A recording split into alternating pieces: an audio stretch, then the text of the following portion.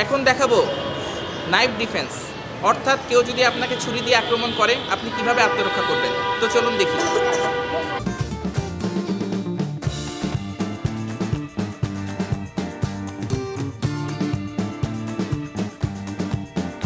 এই যে ছুরি দিয়ে কেউ যদি আক্রমণ করে, ধরো এই প্রথমে আমি যদি সামনে দাঁড়িয়ে থাকি তাহলে আমার ছুরিটা লেগে যাবে, তো আমাকে অবশ্যই ব্যাকে যেতে হবে, পেছনে যেতে হবে, পেছনে গিয়ে ডিফেন্স করতে হবে। এই যে এখান থেকে এই যে আমি ছুরি একটা দিয়ে করে এখানে ধরলাম, ধরার পরে এই ডিফেন্স তোর ছুরিটা পড়ে যাবে, পড়ে গেলে হাতটা ভেঙে যাবে।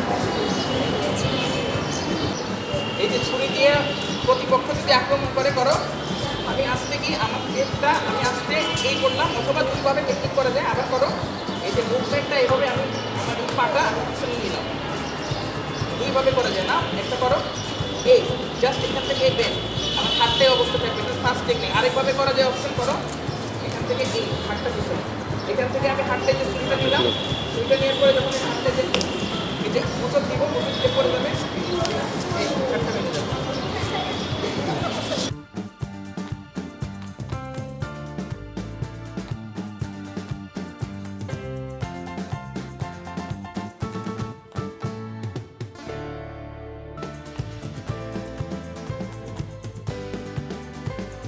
দাও, আবার দাও, আরো আসো, আবার আসো।